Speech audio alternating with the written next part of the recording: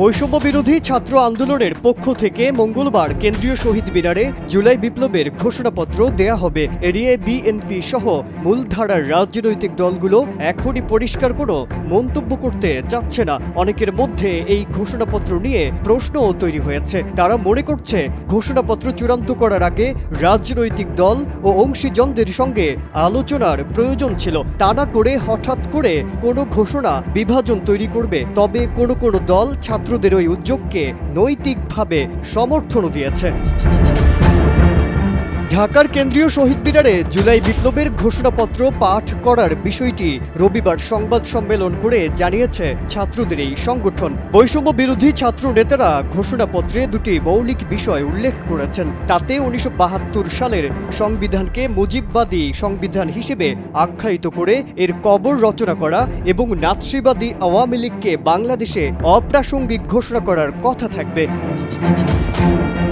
বিষয়টি নিয়ে বিএনপির স্থায়ী কমিটির সভায় আলোচনা হবে বলে জানিয়েছেন দলের মহাসচিব মির্জা ফখরুল ইসলাম আলমগীর। তার আগে এ বিষয়ে কোনো মন্তব্য করতে চাননি। তবে বিএনপির স্থায়ী কমিটির সদস্য আমির খসরু মাহমুদ চৌধুরী মনে করেন, সংবিধান হোক আর যাই হোক, সিদ্ধান্ত হতে হবে গণতান্ত্রিক প্রক্রিয়ায় এবং জনগণের মাধ্যমে। Double million offer Walton fridge কিনে পেতে পারেন 20 লক্ষ টাকা, রয়েছে কোটি কোটি টাকার নিশ্চিত উপহার।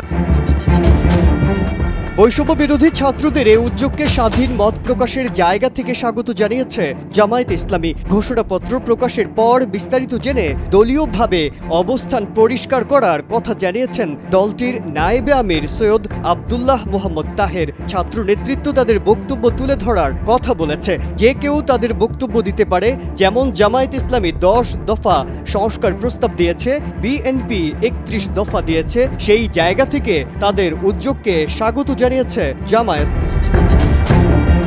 বৈষম্য বিরোধী ছাত্রদের এই উদ্যোগকে নৈতিকভাবে সমর্থন করেন বলে জানান এবি পার্টির সদস্য সচিব মুজিবুর রহমান মঞ্জু। গণতন্ত্র মঞ্চের অন্যতম শীর্ষ নেতা ও গণসংহতি আন্দোলনের প্রধান সমন্বয়কারী জোনায়েদ সাকি বলেছেন, ছাত্ররা তাদের নিজেদের বক্তব্য তুলে ধরছে, তবে পরে সব দল ও অংশীজনের সঙ্গে আলোচনা করা উচিত।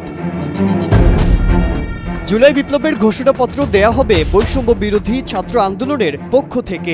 আর এই কর্মসূচি বাস্তবায়নে তাদের সহযোগিতা করছে জাতীয় নাগরিক কমিটি, আওয়ামী লীগ ও জাতীয় পার্টি এবং আওয়ামী লীগের নির্বাচনী জোটে থাকা দলগুলো বাদে বাকি সব দলের নেতাদের শহীদ মিনারের এই কর্মসূচিতে আমন্ত্রণ জানানো হয়েছে। তবে মঞ্চে রাজনৈতিক কোনো দলের নেতারা থাকবেন না। মঞ্চে থাকবেন জুলাই অভ্যুত্থানের শহীদ পরিবারের সদস্য ও আহত ব্যক্তিরা। আজহারুল আলম, কালের কণ্ঠ।